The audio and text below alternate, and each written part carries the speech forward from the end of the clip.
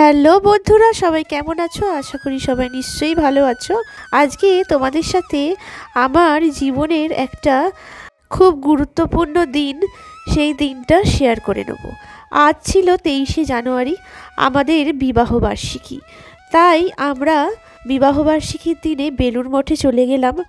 আর এই দিনটা আর এই বছরটা ঠাকুরের আশীর্বাদ দিয়ে শুরু করার ইচ্ছায় সেখানে চলে গেলাম। দেখো বন্ধুরা, আমরা বেলুড় মঠ চলে এসেছি। আর কত সুন্দর এখানে ফুল ফুটেছে। আর জানো তো বেলুড় মঠ যেতে বারবার কেন ভালো লাগে? এখানকার পরিবেশ, স্নিগ্ধতা, আর এখানে গেলে যে শান্তি পাওয়া যায় সে আর কোথাও হয়তো পাওয়া যায় না। তাই ভাবলাম বিবাহবার্ষিকীর দিনটা আমরা ঠাকুর মা আর স্বামীজির আশীর্বাদ নিয়ে পরবর্তী পথ চলার পাথেয় করে নিই। আর বন্ধুরা, তোমাদের সাথেও এই দিনটা একটু শেয়ার করে নিতে চাইলাম। তোমরা নিশ্চয়ই বেলুড় মঠে কখনো গেছো, বা যারা যাওনি নিশ্চয়ই এখানে তোমরা চলে যেতে পারো। আশা করি তোমাদের ভালো লাগবে। এখানে যে শান্তি, এখানকার যে পরিবেশ, আর তোমরা যারা কম বেশি ঠাকুর মা স্বামীজির সম্পর্কে জানো, তাদের বইগুলো যদি পড়ো তাহলে জীবন সম্পর্কে নানা কিছু উত্তর তোমরা সেই বই থেকে পেয়ে যাবে।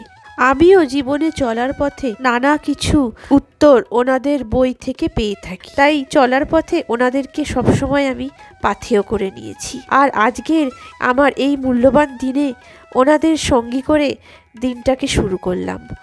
আমরা বাড়ি থেকে 4টের সময় বেরিয়েছিলাম। 4টের সময় বেরিয়ে ওখানে মোটামুটি 5টা নাগাদ পৌঁছে গেছিলাম। বাইকে করে আমাদের বাড়ি থেকে বেলুড় মঠ যেতে বেশিক্ষণ সময় লাগে না।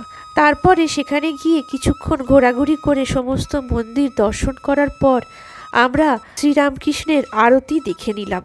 দেখো বন্ধুরা, এখানে বাইরের ডিসপ্লেতে শ্রীরামকৃষ্ণের আরতি হচ্ছে আর আরতি সঙ্গীত চলছে। যদি কপিরাইটের ইস্যু না থাকতো তাহলে তোমাদের সেই সঙ্গীতটা অবশ্যই শোনাবার চেষ্টা করতাম। তাহলে এইভাবেই আমাদের একটা গুরুত্বপূর্ণ দিন আমরা দুজন কাটিয়ে নিলাম ঠাকুর মা স্বামীজিকে সঙ্গী করে। আর বন্ধুরা, ভিডিওগুলো কেমন লাগছে অবশ্যই বলো। যদি ভালো লেগে থাকে অবশ্যই লাইক, কমেন্ট, শেয়ার করো। আর আমার channel happy with Sanjukta subscribe করো। আর তোমরা যারা বেলুড় মঠে কোনোদিন যাওনি বা যাওয়ার কথা ভাবছো, অবশ্যই চলে যাও। দেখবে তোমাদের মন ভরে যাবে এখানকার পরিবেশ আর শান্তি আর নিয়ম শৃঙ্খলা দেখে। প্রচুর মানুষ এসেছিল এই দিনকে, যেহেতু দিনটা 23শে জানুয়ারি ছিল, নেতাজি সুভাষচন্দ্রের জন্মদিনও ছিল, একটা ছুটির দিন ছিল, প্রচুর মানুষ এসেছিল। তাহলে বন্ধুরা, এই ছিল আমাদের জীবনের একটা গুরুত্বপূর্ণ অধ্যায় আর আমাদের বিবাহবার্ষিকীর একটা সুন্দর দিন কাটানো। আর বিবাহবার্ষিকীর দিনে এর থেকে বড় পাওনা আর কি হতে পারে, তোমরাই বলো। তাহলে বন্ধুরা, ভিডিওটা এখানেই শেষ করলাম।